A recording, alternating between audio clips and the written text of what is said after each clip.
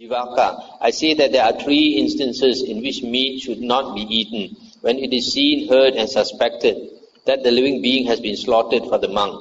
I say that meat should not be eaten in these three instances. I say that there are three instances in which meat may be eaten. When it is not seen, not heard and not suspected that the living being has been slaughtered for that person. I say that meat may be eaten in these three instances. Let's stop here for a moment.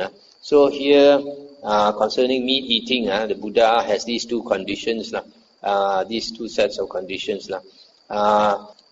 If we see here or suspect that the meat has been purposely slaughtered for us, whether we are a monk or not, then we should not eat. But if we know that the meat we see, we hear, and we do not see, do not hear, and do not suspect that the meat has been purposely slaughtered, the animal has been purposely slaughtered for us, then we can eat. In other words, if we, for a layperson goes to the market to buy meat, if it's already slaughtered, you can buy. It is permissible to eat. But if it's alive, you cannot order that animal to be slaughtered for you. For example, you cannot choose chicken to be slaughtered, or go into a restaurant that has live fish, and then you select a fish to be slaughtered for you. That is also not permissible. So, like in the case of monks, generally monks, when they go to lay people and beg for their food, generally the lay people do not know that the monk is coming. So if they slaughter the animal, it is slaughtered for their own family. But if the monk comes to beg for the food, and they see the monk, they give a portion to the monk, then the monk may eat the meat, because it was not purposely slaughtered for him. It was slaughtered for the family. This happens that the monk comes along and they give him a portion. But if the monk knows that it was purposely slaughtered, then the monk cannot eat. Also, if lay people say order a few chickens or a few ducks, also it's not proper, because if you order a few chickens or a few ducks, they have to slaughter for you. So if you go to the market and meat is available, you already slaughtered, you buy it. You don't order for another day. If you order for another day, it's not so pure. Here, Jivaka, a monk lives in dependence upon a certain village or town. He abides pervading one quarter with a mind imbued with compassion, likewise with joy, with equanimity. Likewise, the second, third, and fourth quarter. So, above, below, around, and everywhere, and to all as to himself, he abides pervading the all-encompassing world, with a mind imbued with these qualities, abundant, exalted, immeasurable, without hostility and without ill will. Then a householder or a householder's son comes to him and invites him for the next day's meal. The monk accepts if he likes. What do you think, Jivaka? Would that monk on such an occasion choose for his own affliction or for another's affliction, or for the affliction of both? No, venerable sir. Does not that monk sustain himself with blameless food on that occasion? Yes, venerable sir. Stop here for a moment. So the Buddha says, there's no possibility of any cruelty or discontent or aversion arising in him, because the condition for these, that is hate, lust, hatred and delusion, have all been eliminated by the Buddha. And then the Buddha continued, if anyone slaughters a living being for the Tathagata or his disciple, he lays up much demerit in 5 instances.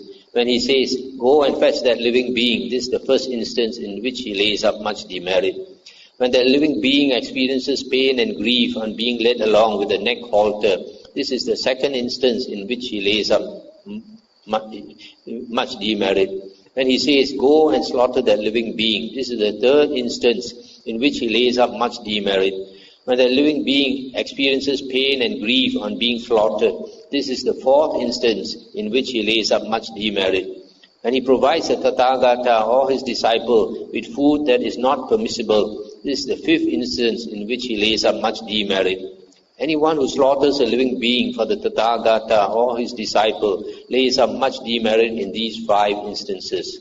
When this was said, Jivaka Kumarabacha said to the Blessed One, "It is wonderful, Venerable Sir, it is marvelous. The monks sustain themselves with permissible food. The monks sustain themselves with blameless food. Magnificent, Venerable Sir, magnificent, Venerable Sir. From today, let the Blessed One remember me as a lay follower who has gone to him for refuge for life." That's the end of the sutta here. So here you can see this standard of the that we have to uphold. If we eat meat, there must be 3 conditions. We don't see, we don't hear, and we don't suspect that the animal was purposely killed for us. The other thing, in the monks' precepts, the Buddha forbid monks to insist on any particular type of food unless the monk is sick. Then, in other words, a monk cannot have preference. Whether you want to eat vegetarian food or you want to eat any type of meat or anything, because the Buddha says a monk should be easy to look after, easy for lay people to support. Must not make life difficult for lay people. So whatever is given to a monk, if it's reasonable food, we should eat without having preferences. But if a monk is sick, that he needs certain type of food, then he can ask.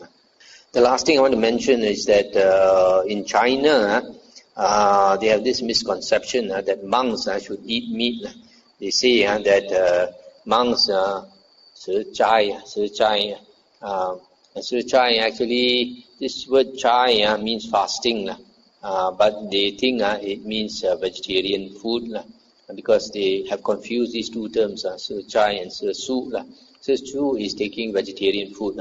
Sir Chai is, we know the Muslims, when they buka puasa is translated in Chinese as Khai Chai. So the meaning of Chai in Chinese is puasa, which is fasting. And so in the Buddha's teachings, we when we practice the spiritual path, we only eat in the morning, when the sun comes up to noon, when the sun is at the highest point. After that we fast until the next dawn. So that's the meaning of Sir Chai. And the reason they confuse it with Sir Su, taking vegetarian food, is because in China, in the year 511, there was an emperor called Liang Wuti. This emperor used to be a Taoist. At the age of 40, he became a Buddhist. And after that, he built a lot of monasteries and temples, etc., and did a lot of good deeds for the Buddhist religion. But then later, when he compared Taoist priests and Buddhist monks, Taoist priests are vegetarians, so he thought Buddhist monks taking all kinds of meat was not pure. So he decreed, he commanded that all monks and nuns in China must not eat meat. But from that time, it adversely affected the Sangha, because once that the monks were not allowed to eat vegetarian food, then they could not go on Pindapat, could not go on alms round. And when they could not go on alms round, they had to cook their food, which is against the Vinaya. And to cook the food also, they had to look for money. They had to possess money. Again, that is against, contrary to the Vinaya. So to get money, they started to do chanting. So the lifestyle of monks in China slowly became very similar to Taoist priests. They take vegetarian food, they do chanting to get money and all this. So they could not practice like monks during the Buddha's time. During the Buddha's time, monks, because they go on alms round for their food, they could live in caves, they could live in hilltops, they could live anywhere under the tree and all that. As the sutta say, they only bring with them their 3 robes and their alms bowl, and they could go anywhere. like a bird, free as a bird. And so that was ideal for the holy life, because a monk is advised by the Buddha to live alone, to live in secluded places. But once he insists on vegetarian, once the emperor insisted on vegetarian food, that really upset the lifestyle of monks in China. So I just end here.